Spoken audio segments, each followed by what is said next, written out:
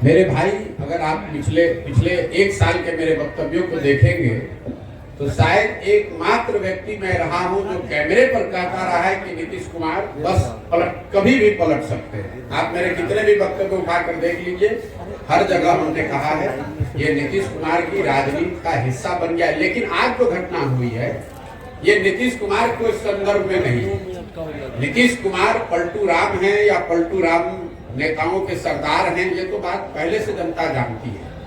आज की घटना ने अभी जो हुआ है इसने ये दिखाया कि पूरे बिहार में जितने राजनीतिक दल और नेता हैं सब पलटू मार। आज ये भी तय हुआ कि नरेंद्र मोदी, अमित शाह और भाजपा वाले भी उतने ही बड़े पलटू मार है जो अभी 2 महीना 4 महीना पहले कह रहे थे कि नीतीश कुमार के लिए बिहार में भाजपा का दरवाजा बंद है। ये पलटू मार पूरी राजनीतिक व्यवस्था है, इसलिए कि कल तक जो नीतीश कुमार को गाली दे रहे थे भाजपा के वर्कर, समर्थक, कार्यकर्ता, आज ही से इनको सुशासन का नया प्रतिमूर्ति बताने लगेंगे। ये पलटू मार व्यवस्था इसलिए है कि आज तक राजद जो उनको सुशासन और भविष्य का नेता बता रही थी, अभी आज शाम होते होते वो फिर नीतीश कुमार को गाली देंगे, उनको शराबबंदी में माफियागिरी दिखने लगेगी, भ्रष्टाचार उनको बिहार में दिखने लगेगा। अभी सुबह तक नहीं दिख रहा था। तो नीतीश कुमार पलटू मार है, ये तो पूरा दुनिया जानता है। अब ये बहस का, ये कोई डिस्कवरी का मुद्दा नहीं है। इस घटना ने ये दिखाया कि नीतीश कुमार ने अपने ही रंग में यहाँ के पूरी राजनीतिक व्यवस्था को रंग दिया है, जिसमें भाजपा और राजद दोनों ही उतने ही बड़े पलटू मार है जितने बड़े नीतीश कुमार है। आगे सर लोकसभा चुनाव है, विधानसभा चुनाव है, तो ये जो घटना हुई है इसका कितना असर पड़ेगा सर? देखिए, लोकसभा के चुनाव के नजरिए से मैंने पहले भी कहा है और कैमरे पर कहा है कि नीतीश बाबू अगर महागठबंधन में लड़ते तो उनको 5 सीट भी नहीं आने वाला था। ये तो लोगों को पता था। और जब हम लोग कह रहे थे तो उनका कोई दल का आदमी चिल्लाता था, अरे प्रशांत किशोर को क्या आता है। ये तो डर इतना है ना, लोगों को पता है। मैं कोई ऐसे बिहार का कोई नेता तो हूं नहीं कि कह दूंगा कौन जीतेगा। अगर मैं कह रहा हूं कि नहीं आएगा 5 तो नहीं आएगा 5। इसी डर से पहले तो भागे, उनको मालूम था भी खाता नहीं खुलने वाला है तो भागे भाजपा में। अब इस नई व्यवस्था में जरूर एनडीए के नाम पर, मोदी के नाम पर भाजपा के लहर में कुछ सीट उनको मिल जाएगा। लेकिन इसके साथ एक और आपको भविष्यवाणी कर देता हूं, इसका सबसे बड़ी कीमत इस गठबंधन का भाजपा और उनके दल वाले पे करेंगे विधानसभा के चुनाव में। लोकसभा में नहीं, लेकिन भाजपा को इसकी बहुत बड़ी कीमत चुकानी पड़ेगी आने वाले विधानसभा चुनाव में।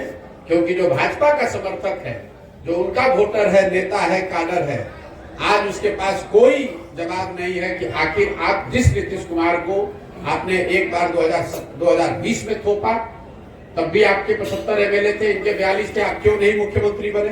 क्यों नहीं बिहार को सुधारने का जिम्मा लिया? एक बार फिर नीतीश कुमार भागे तो आपने कहा नीतीश कुमार धोखेबाज है, और आज फिर उसी नीतीश कुमार को आप बिहार पर थोप रहे हैं।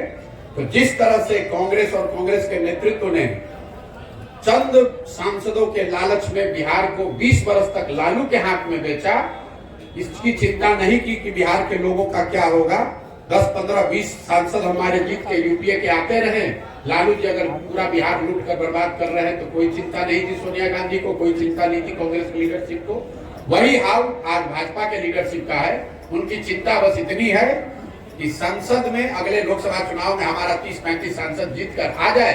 अगर नीतीश कुमार ने पूरा बिहार को बर्बाद कर दिया है, उनकी मानसिक हालत नहीं है बिहार को चलाने की, इसकी कोई चिंता उनको नहीं है। वो बिहार के लोगों की चिंता नहीं है, उनको बिहार के बच्चों की चिंता नहीं है। तो लोकसभा में तो असर नहीं दिखेगा ज्यादा, लेकिन विधानसभा में भाजपा को बहुत बड़ी कीमत इसकी चुकानी पड़ेगी। और आप इस वक्तव्य को नोट करके, रिकॉर्ड करके रखिए। अगर न हो तो मेरी गर्दन आप पकड़ लीजिएगा। कांग्रेस से आपका संबंध है सर? मेरे भाई, ऐसा है कि मेरा संबंध किससे है कि बताने वाले पंडित इतने हैं बिहार में कि बेचारे 1.5 वर्ष से कोई बता रहा है कि मैं भाजपा से मेरा संबंध है, कोई बता रहा है कांग्रेस से है, कोई बता रहा है नीतीश और लालू से है। मेरा संबंध इस देश में ज्यादातर बड़े नेताओं और दलों से रहा है। लेकिन पिछले 2 वर्ष से जब से मैंने वो काम छोड़ दिया, मैंने एक ही संबंध बनाया और उसको निभाने की कोशिश कर रहा हूं, वो है संबंध बिहार की जनता से। मेरा संबंध बिहार की जनता से है और मैं पूरी तरीके से कृत संकल्पित हूं कि ये जो चला रहे हैं ये लोग, लालू नीतीश भाजपा, ये जो रिवॉल्विंग डोर चला रहे हैं, जिसका जब मन है वो बैठ जाता है, इनका सामूहिक खात्मा अगले 2 वर्ष में बिहार की जनता की मदद से कराकर आपको दिखाएंगे। आप हमेशा मौजूदा सरकार पर हमला बोलते हैं। आपने कहा कि 2 साल पहले तक संबंध था बड़े बड़े नेताओं से, तो चीजों को बदल सकते थे, आप उनको सुझाव दे सकते थे कि इस तरह से बिहार को चलाना है, ये योजना लाइए, ऐसे करिए, बिहार डेवलप होगा, ये कर सकते थे।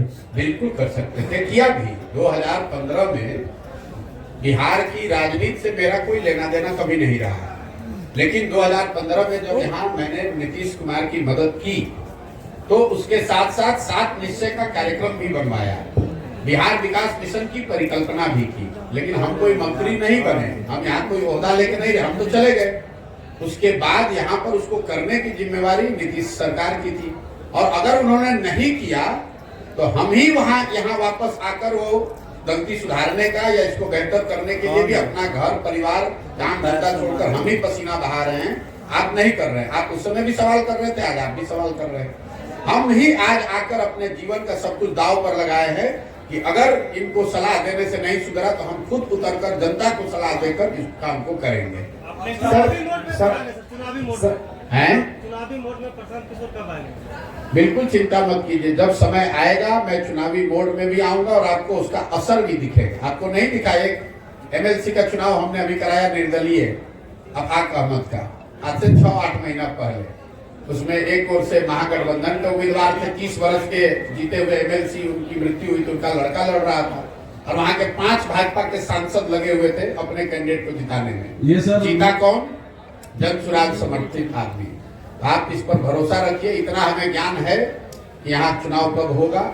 जब चुनाव होगा तो आप जनसुराज को, प्रशांत किशोर को चुनाव के मोड में भी देखेंगे और इन लोगों का सबका खटिया खड़ा करते हुए भी आप देखेंगे। ये लोकसभा चुनाव में इंडी एलायंस का क्या भविष्य देखते हैं? नीतीश जो इसके सूत्रधार थे नीतीश कुमार, वो खुद चले गए। पहले बात तो आप ये समझिए कि नीतीश कुमार कभी इसके सूत्रधार थे नहीं। ये तो अपने से आप लोग कुछ बिहार के पत्रकार और जदयू के कुछ बड़बोले नेता अपने आप को संयोजक, सूत्रधार, पता नहीं प्रधानमंत्री का फेस क्या क्या बता रहे हैं। आप मेरे वक्तव्यों को पिछले 1 साल से सुनिए।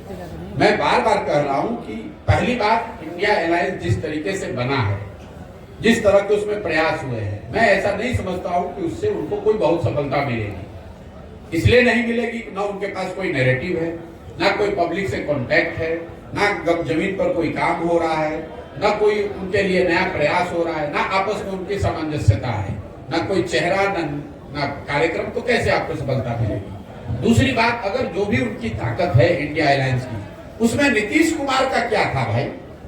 पटना में एक बैठक होने से आप लोग कह रहे हैं कि नीतीश कुमार ही इसके सूत्रधार है। इंडिया अलायंस में सबसे बड़ा दल कांग्रेस है, दूसरा सबसे बड़ा दल तृणमूल है, तीसरा सबसे बड़ा दल डीएमके है। नीतीश कुमार को पूछता कौन है? ये तो बिहार में आप लोग, हमारे चूंकि मुख्यमंत्री हैं तो हम लोग को इन पर बोलना पड़ता है। आप किसी दूसरे राज्य में जाइएगा तो कोई इस बात का संज्ञान भी ले रहा है क्या कि कौन है नीतीश कुमार? आप जरा ये समझिए कि नीतीश कुमार क्या ऑफर कर सकते हैं किसी दल या गठबंधन को। इनके पास कोई इतना बड़ा ये चेहरा है नहीं, कोई इनकी आइडियोलॉजिकल विचारधारा वाली पोजिशनिंग है नहीं, हर 6 महीना पे पलटते हैं। पूरे देश में इनका नाम है पलटूरा। दूसरा, इन्होंने गवर्नेंस के स्तर पर पूरे देश में सबसे गरीब और पिछड़ा राज्य है बिहार। तो ऐसा तो होगा नहीं कि केरल का आदमी कहेगा कि केरल को बिहार के जैसा बनाना है इसलिए नीतीश कुमार को नेता मान ले। तीसरा, दल की मैंने सुनो मेरी बात। दल की आपकी ताकत है नहीं, कुल जमा पूंजी आपकी 42 विधायकों की है, तो ना आपके पास राजनीतिक काबिलियत है, ना आपका इमेज है, ना सुशासन गवर्नेंस है। किस आधार पर आपको कोई नेता मान लेगा? ये तो नीतीश कुमार ऐसे हवाई किला बनाते रहते हैं, और जब वो नहीं मिला तो तुरंत पिछले दरवाजे से भागा भाजपा की ओर। और आपको एक और घोषणा कर देता हूं, अगले विधानसभा से पहले, इसको भी आप लोग चला दीजिए कोट करके, ये फॉर्मेशन फिर बदलेगा, इसको भी लीक कर देता हूं। आज जिस फॉर्मेशन में बिहार में व्यवस्था है जिसमें नीतीश कुमार चेहरा है, बीजेपी सपोर्टर की भूमिका में है, और दूसरे साइड आरजेडी है और बाकी लोग उनको सपोर्ट कर रहे हैं। इस फॉर्मेशन में विधानसभा का चुनाव नहीं होगा। कौन कहा? पिछली बार भी मैंने कहा था कि ये जो महागठबंधन और भाजपा बना है, इसमें अगला चुनाव नहीं होगा, ऑलरेडी टूट गया। फिर अभी घोषणा कर देता हूँ, ये भी टिकने वाला नहीं है।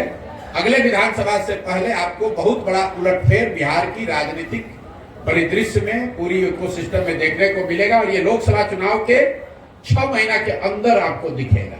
प्रशांत जी, सबसे पहले बात ये महत्वपूर्ण कि आप जो सर्वे करवाया या लोगों की जनभावना को जो समझा कि 55% लोग इस राजनीतिक व्यवस्था से जुड़े हुए हैं। 2 बरस पहले थे, आज की घटना के बाद तो बढ़ के 60-65 हो गया होगा। इस बात में बहुत दम है, आपके इस बात में बहुत दम है।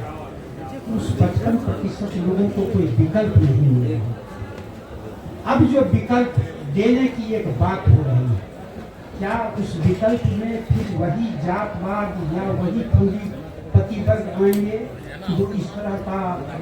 देखिए, विकल्प जो बनाने की बात है, अगर वो विकल्प मैं बनाता या कोई 10, 15, 25, 50 व्यक्तियों का समूह बनाता, कोई जाति विशेष के लोग बनाते, कोई धर्म विशेष के लोग बनाते, कोई परिवार के लोग बनाते, तो आपकी बात सही हो सकती थी। इसीलिए तो ये प्रयास किया जा रहा है कि विकल्प बनाने के लिए मैं जितना बड़ा प्रयास कर रहा हूँ, 2-2.5 बरस गांव पैदल चल के एक व्यक्ति से मिलकर विकल्प बनाने का प्रयास करें, ताकि जब ये नया दल बने, विकल्प बने, तो दल प्रशांत किशोर का न हो, किसी जाति विशेष, किसी परिवार का ना हो, पूरे बिहार के लोगों का हो, जो लोग पूरी तरीके से इस बात से कन्विंस है, जो आपने कहा, इस बात में दम है कि बिहार में नया विकल्प चाहिए। और मेरा ऐसा मानना है कि बिहार में 1% लोग, अगर 100 में 1 आदमी, 50 लोग चाहते हैं नया विकल्प बने, 55 लोग, लेकिन अगर 100 में 1 आदमी भी विकल्प बनाने के लिए खड़ा हो गया, तैयार हो गया, तो पूरे बिहार में करीब 13-14 लाख लोग मिलकर इस दल को बनाएंगे, जो अपने आप में विश्व के स्तर पर सबसे बड़ी घटना होगी। आज तक 10-15 लाख लोग मिलकर कोई दल नहीं बनाए हैं। ये प्रयास हम कर रहे हैं कि लाखों लोग, 10 लाख लोग से ज्यादा लोग मिलकर इस दल की स्थापना करें, ताकि वो किसी एक व्यक्ति का दल ना हो, उसको लोकतांत्रिक तरीके से बनाया जाए। जो लोग इसको बनाए वो तय करें कि इस दल का नाम क्या होना चाहिए, वो लोग तय करें कि इस दल का संविधान क्या होना चाहिए, वो सारे वर्गों का दल हो, सारे लोगों, सारे जातियों का दल हो, सारे बिहार के उन लोगों का दल हो जो चाहते हैं कि बहुत हुआ, अब नहीं सह सकते हैं, अब हमें नया विकल्प चाहिए। ये लालू, नीतीश और भाजपा से आगे बढ़ने देखने का समय आ गया है और जनता इसके लिए तैयार है। उसको सिर्फ एक मदद चाहिए। मेरी भूमिका एक कुम्हार की है। घड़ा जो है वो तो मिट्टी और चाक से बनता है। मिट्टी और चाक बिहार में तैयार है, फैला पड़ा हुआ है। मुझे उसको एक साथ करके सही मात्रा में पानी डालकर गूंद कर चाक पर थोड़ा सा सहारा देंगे, अपने आप को खड़ा होकर आएगा और आपको नया विकल्प बिहार में दिखेगा। और 2 बरस में बिहार में जो ये व्यवस्था बनेगी, पूरा देश इसको देखेगा कि जो बिहार के लोगों ने करके दिखाया है। आज पूरे देश में हम लोग की हंसी उड़ाई जा रही है कि नीतीश कुमार पलटू राम के चक्कर में पूरे देश में लोग हंस रहे हैं कि भाई बिहार में क्या हालत है। मैं चाहता हूं कि बिहार के लोग इससे सीखें और ऐसी व्यवस्था बनाएं कि पूरा देश खड़ा होकर कहे कि नहीं, जिस बिहार के लोग को हम लोग बेवकूफ, अनपढ़ जातियों में बटा हुआ मानते थे, उसी बिहार के लोगों ने मिलकर वो व्यवस्था, वो दल बनाया है जो देश के लिए अनुकरणीय है। यात्रा के दौरान 13 जिला की आपने पदयात्रा पूरी की। इस पदयात्रा के दौरान ऐसे चेहरा चिन्हित हुए आपके नजर में जिनको आप पदयात्रा से पहले लक्ष्य ये था कि हर प्रखंड से 20 ऐसे लोगों को चुनकर निकाला जाएगा जो इसके संस्थापक सदस्य बनेंगे, जो दल को बनाने वाले बनेंगे। अभी तक पदयात्रा का अनुभव है, हर प्रखंड से करीब 2500, इसको नोट कर लीजिए, 2500 लोग जन सुराज के संस्थापक सदस्य बन रहे हैं या बनने के लिए इच्छुक है या वो बनाया जा रहा है। जब मैं बेगूसराय से निकलूंगा तो यहाँ से करीब हर प्रखंड में 2 से 2500 लोग जन सुराज के आपको मिलेंगे, जो किसी दूसरे दल के मुकाबले बड़ी ताकत है। और इसीलिए इतना समय इसमें लग रहा है। और आप जो देख रहे हैं, इतनी बड़ी जो व्यवस्था है, इतने हजारों लोग जो इसमें पैदल चल रहे हैं, यही लोग हैं जिनमें से चुनकर वो निकाला जा रहा है। और यात्रा खत्म होने के 15 दिन के अंदर जिले में, अनुमंडल में, प्रखंड में और पंचायत में आपको पूरी जन स्वराज के संगठन के लोग, संगठन, ऑफिस, कार्यालय सब आपको 15 दिन में दिखने लगेगा। बिहार में लंबे समय से आरजेडी और जेडीयू का जो है शासनकाल चल रहा है, लेकिन आखिर बिहार बदलेगा कैसे? क्या उसका चेहरा कहीं प्रशांत किशोर जी तो नहीं? बिहार तब बदलेगा जब बिहार के बच्चों का चेहरा लोगों की प्राथमिकता बन जाए। मोदी के चेहरे पर वोट बंद हो जाए, लालू के चेहरे और मोदी के और नीतीश के और प्रशांत किशोर के चेहरे पर नहीं। जिस दिन लोग अपने बच्चों के चेहरे को देखकर वोट देने लगेंगे, उस दिन बिहार बदलेगा। जिस दिन लोगों को इस बात का एहसास होगा कि मोदी को वोट देने से बिहार में बेरोजगारी खत्म नहीं हुई, हमारे बच्चों का पलायन नहीं रुका, उस दिन बिहार बदलेगा। जिस दिन लोग जाति वालों को वोट देने से पहले उनसे ये सौदा करेंगे कि हमारे बच्चे को पढ़ाई रोजगार दोगे तब तुम्हें वोट दूंगा, तब बिहार सुधरेगा। प्रशांत किशोर को वोट देने से, जन स्वराज को जिताने से बिहार नहीं बदलेगा। लोगों को अपने स्वभाव में, अपनी समझ में फर्क लाना पड़ेगा, तब बिहार बदलेगा। वरना अगर कल जन स्वराज जीत जाए, प्रशांत किशोर बैठ जाए, तो भी हम काम नहीं करेंगे। क्योंकि बंधुआ मजदूरी जो है, राजनीतिक बंधुआ मजदूरी बिहार की सबसे बड़ी समस्या है। कोई जाति के आधार पर बंधुआ मजदूर है, कोई धर्म के आधार पर बंधुआ मजदूर है, कोई लालू के डर से भाजपा का बंधुआ मजदूरी कर रहा है, कोई भाजपा के डर से लालू का बंधुआ मजदूरी कर रहा है।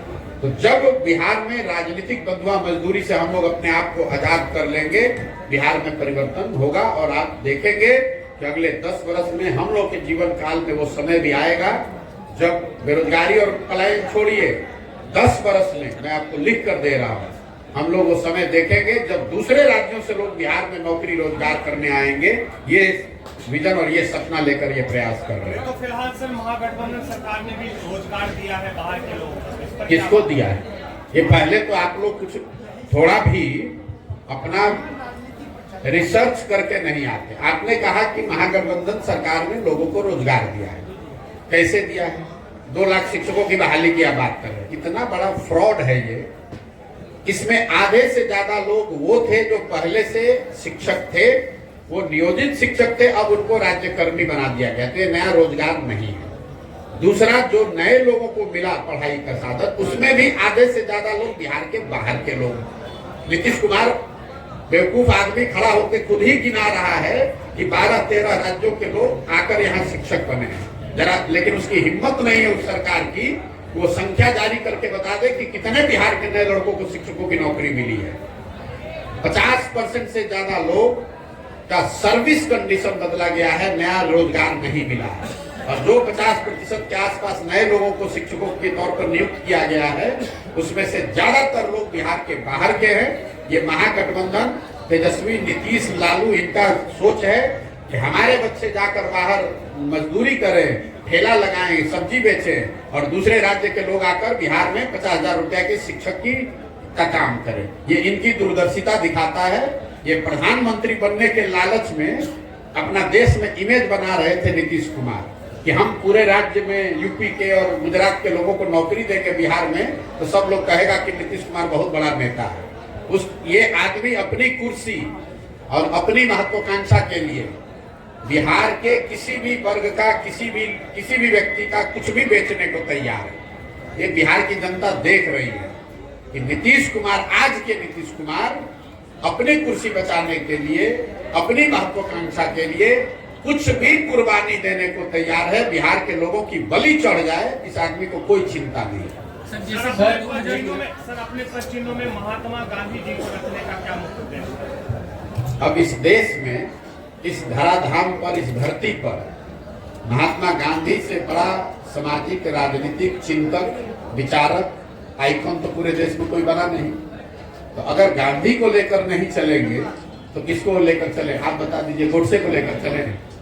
मेरे भाई, गांधी ही वो सोच है, गांधी ही वो विचारधारा है, गांधी ही वो आइकन है जो आज की इस परिस्थिति से हम लोग को बाहर निकाल सकते हैं।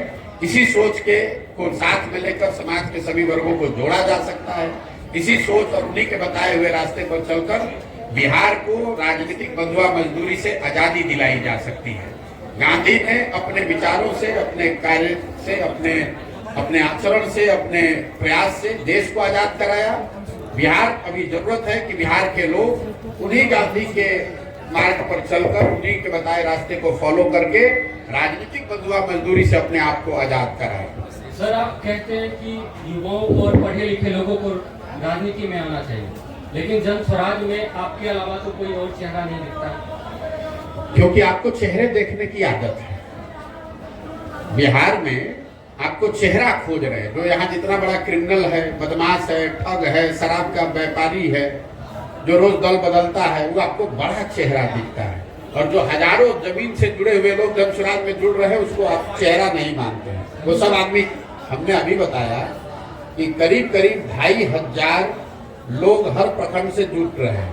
तो आपके लिए वो सब लोग उड़ीसा के हैं, लेकिन वो लोग तो कहीं दिख नहीं रहे हैं। कहाँ नहीं दिख रहे? आपका बस और बस आप ही दिख रहे हैं भैया। कहाँ नहीं दिख रहे? एक दिन भी चले पदयात्रा में? पदयात्रा में एक दिन भी चले हो? एक दिन भी आपने पदयात्रा को कवर किया? ये बाहर जो लड़के, सैकड़ों लड़के बैठे हुए हैं, ये इसलिए आपको नहीं दिख रहे हैं कि क्योंकि ये किसी विधायक के लड़के नहीं। आपकी सोच यही है। आप सोचते हैं कि किसी विधायक का एक लड़का आ जाएगा, उसका इंटरव्यू लोगे और बताओगे कि ये बहुत बड़े नेता है। ये बिहार के गांव के वो लड़के हैं जो जज्बा रखते हैं, जो बिहार को सुधारना चाहते हैं। इनके पास पैसा नहीं है, इनके बाबूजी मंत्री विधायक नहीं है, लेकिन ये आपको चेहरा नहीं दिख रहा। चेहरा कब दिखेगा? कोई बहुत बड़ा क्रिमिनल हो, उसका लड़का यहाँ बैठेगा तो आप कहिएगा कि बहुत बड़ा चेहरा है। कोई विधायक का लड़का आके यहाँ बैठेगा तो उसका बहुत बड़ा चेहरा बताइएगा। और ये सैकड़ों लड़के जो अपना जीवन खपाकर बिहार को सुधारने के लिए इसमें जुड़ रहे हैं, ये आपके लिए चेहरा नहीं है। सर, आपने बात की सर शिक्षा में सुधार की। नेता 2014 में जैसे आपने लोकसभा में भाजपा के लिए काम किया जी, इसके बाद आप जो है जदयू में उपाध्यक्ष पद पर भी रहे। तो 2014 में जो लोकसभा का चुनाव हुआ था, उसमें आपने भाजपा के लिए काम किया। जब आपका वहाँ मनोकामना पूर्ण नहीं हुई तो फिर आपने जदयू में काम किया। और जदयू में काम करने के बाद तो क्या लगता है कि दोनों की पार्टी में आपने काम किया? संभवतः शायद जो अन्य पार्टी में भी आपने प्रयास किया और एक प्रयास में जब सफलता नहीं मिली है, तब आपने जन स्वराज की जो है पार्टी का जो पद यात्रा प्रारंभ की, इस पर क्या कहना चाहेगा? मेरे भाई, आपका इतना ज्ञान है कि आपके ज्ञान ने हमको आह्लादित कर दिया। आपको दो ही याद है, हम 2014 में नहीं, 2012 में भाजपा का गुजरात में मदद किए, 2014 में उनके लिए काम किया, 2015 में नीतीश कुमार को यहाँ मदद किया। उसके बाद पंजाब में, तेलंगाना में, आंध्र प्रदेश में, तमिलनाडु में, महाराष्ट्र में, दिल्ली में, बंगाल में, 10 राज्यों में हमने लोगों की मदद की है। तो पहले तो अपना जानकारी पूरा कर लीजिए। और जो काम हमने किया है वो डंके की चोट पर किया है, चोरी नहीं की है, किसी का लूटा नहीं है। अपने दिमाग से, अपने परिश्रम से, अपने ताकत से, अपने लिए, अपने समाज के लिए, बिहार के लिए कुछ नाम ही अर्जित किया है। दूसरी बात, हम किसी मुख्य, हमारा जो काम है वही हमारी पहचान है। आज आप लोग ये 70 लोग आए हैं इंटरव्यू लेने, इसलिए नहीं कि हम पैदल चल रहे हैं, इसलिए कि आप 10 वर्ष का मेरा काम जानते हैं। अगर हमने वो काम नहीं किया होता तो जैसे अभी भाई साहब बता रहे थे कि कोई चेहरा नहीं दिख रहा है, आपको भी हम इसी बेगूसराय से गुजरते तो आप कहते ही कौन है। तो 10 वर्ष किए हैं काम, तभी आप आए हैं। हम किसी मुख्यमंत्री प्रधानमंत्री के लड़के नहीं हैं कि पैदा हुए और कहे कि अब हम हैं तारनहार सबके, इसीलिए वो काम किया। आपने कहा कि हमारी मनोकामना पूर्ण नहीं हुई। हमारे मन की कामना आपको मालूम है, इसके लिए तो आपको धन्यवाद करना चाहता हूँ।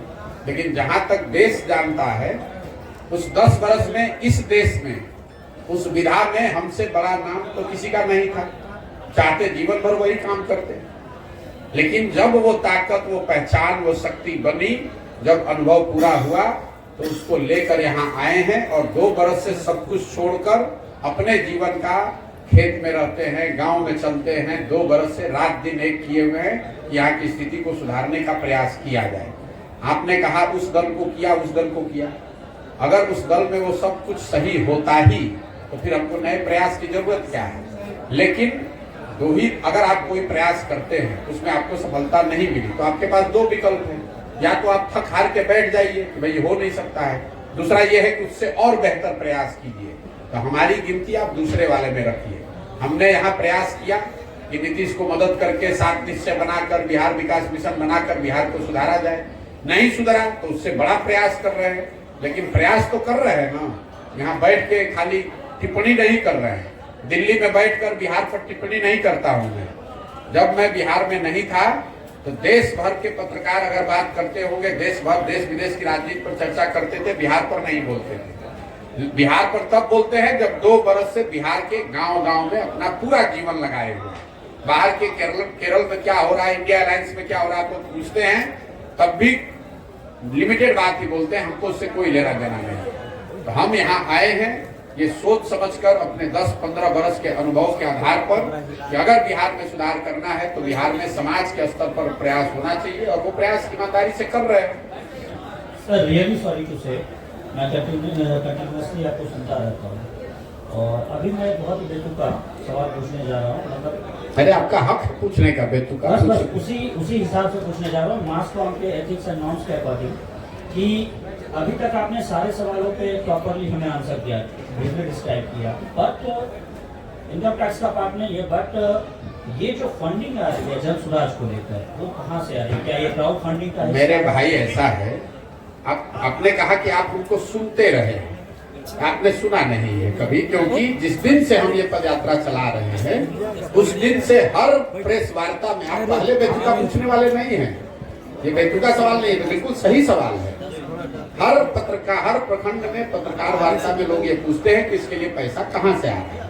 उसका जवाब ये है कि ये पैसा वहां से आ रहा है जिनको पिछले 10 वर्षों में हमने राजनीति के क्षेत्र में आगे बढ़ाने में मदद की है, कंधा लगाया है।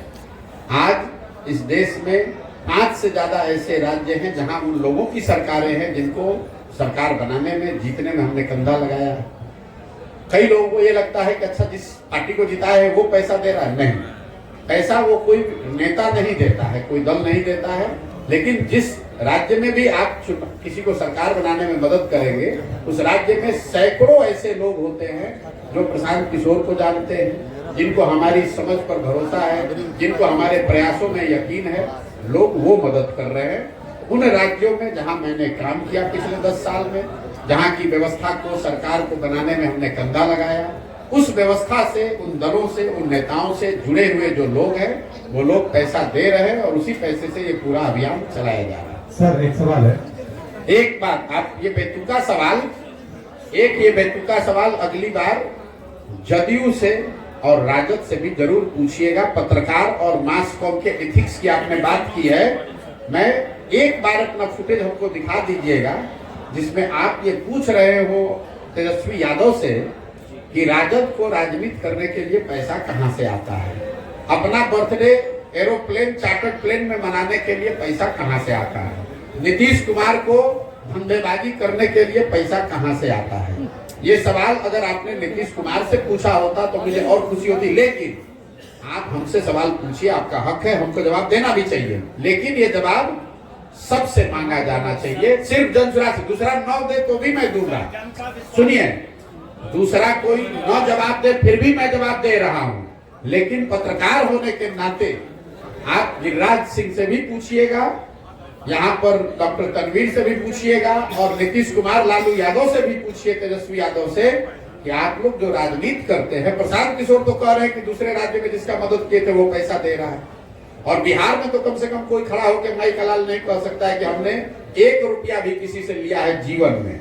लेकिन राजद और जदयू को पैसा कौन दे रहा है, इस पर भी मैं सोचता हूं कि पत्रकारों को इतनी हिम्मत तो जरूर होनी चाहिए कि एक बार पूछ के तो दिखाइए। सर पत्रकार अपने जवाब तो आपको जीवन में नहीं मिलेगा, सुनिए ऐसा है, जवाब तो आपको जीवन में नहीं मिलेगा, लेकिन इतनी हिम्मत दिखाइए। लालू, नीतीश, तेजस्वी से तो आप पूछ भी नहीं पाइएगा क्योंकि वो आपको पूछने नहीं देंगे। कम से कम उनके जिला अध्यक्षों से पूछिए कि तुम्हारे पास पैसा कहां से आया। नहीं, आपका जवाब एक सकारात्मक पहलू है।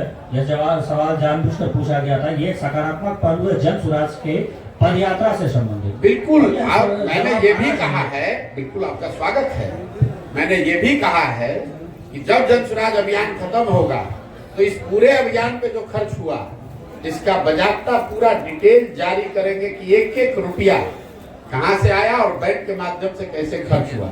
आपको क्या लगता है कि जिस देश में अभी आप एक छोटा सा मुखिया का चुनाव लड़ते हैं तो आपको प्रतिद्वंदी आपको चलने नहीं देता है।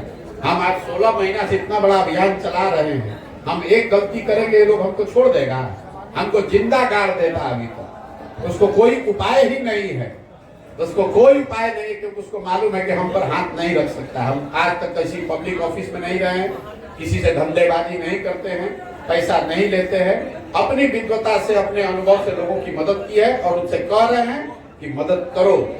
देश के सबसे गरीब और पिछड़े राज्य में लोगों की व्यवस्था, उनकी जिंदगी सुधारने के लिए प्रयास कर रहे हैं, मदद कीजिए और लोग मदद कर रहे हैं। सर एक सवाल है मेरा, आप सर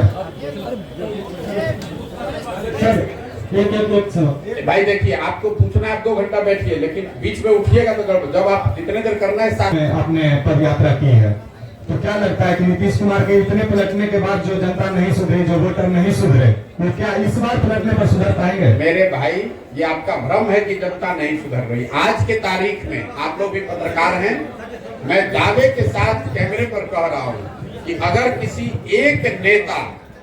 एक नेता के खिलाफ सबसे ज्यादा गुस्सा बिहार में है तो वो है नीतीश कुमार।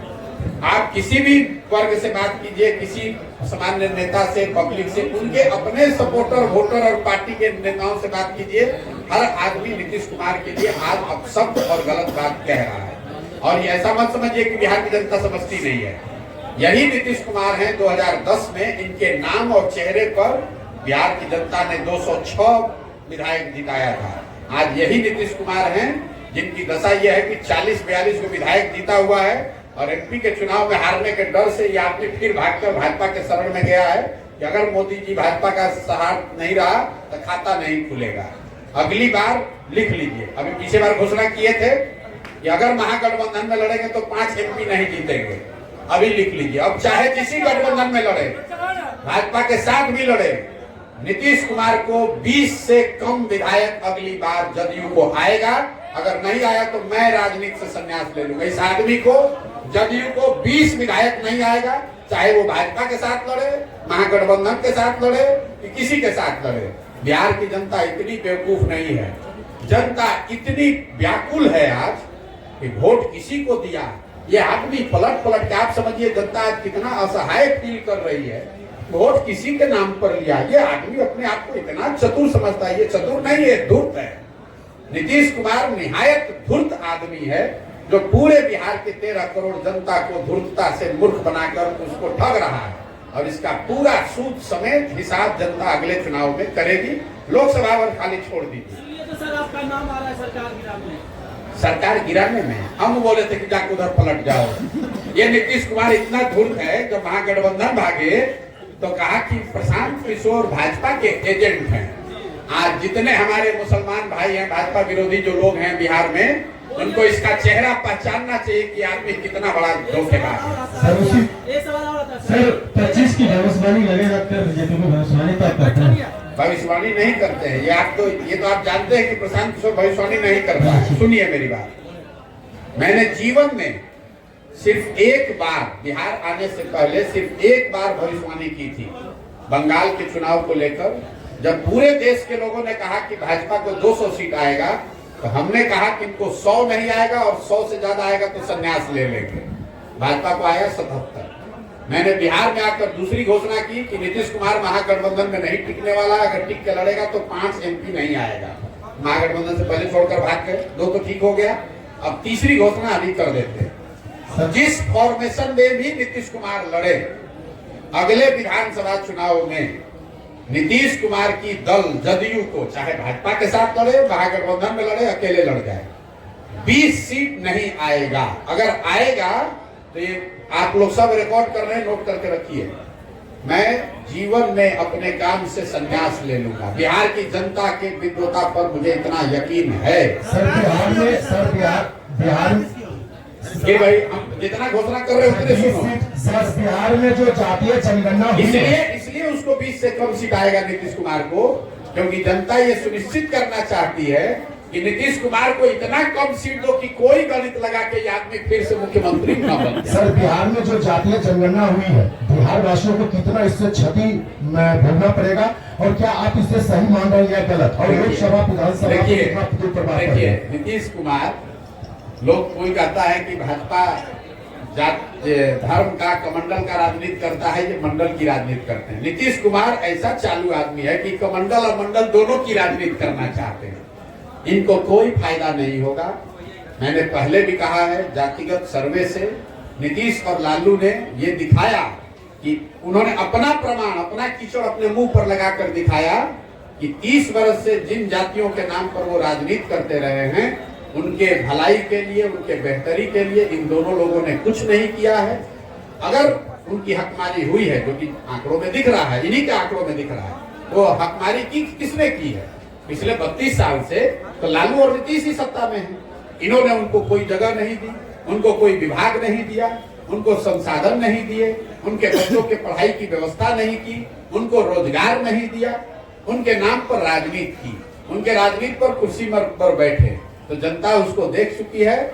और अगर अभी तक जो लोग बता रहे थे कि जातिगत सर्वे इतना बड़ा मास्टर स्ट्रोक है कि नीतीश कुमार ही उससे, तो इनको भागने की जरूरत क्या पड़ी? हम तो ये बात पहले से घोषणा कर रहे हैं कि जातिगत सर्वे का इनको नुकसान होगा, क्योंकि सब ने देख लिया कि तुम जाति की बात करते हो, जाति की गणना करते हो, उसके लिए करते कुछ नहीं हो, मलाई मारते हो तुम और लालू जी। इसलिए भैया, अगर इनको दम था तो अभी फिर सरकार बनाए हैं। किसी मुसलमान को बना दे होम मिनिस्टर, किसी अति पिछड़े को बना दे होम मिनिस्टर। तो बकवास कर रहे हो यार। मैं ये कह रहा हूँ कि अभी सरकार भाजपा, अभी तो लालू जी के साथ बनाए तो उसमें तो हक नहीं दिया। अब अगर भाजपा के साथ बनाए हैं तो अति पिछड़ों को, दलितों को नीतीश कुमार अपने पार्टी के किसी अति पिछड़ा को होम मिनिस्टर बना दे। मैं चुनौती दे रहा हूँ, किसी अपने पार्टी के दलित महादलित साथी को फिनांस मिनिस्टर बना दें, शिक्षा मंत्री बना दें। हम देखते हैं, अगर चुनौती दे रहे हैं, अगर बना दे तो मान जाएंगे। बहुत बहुत धन्यवाद।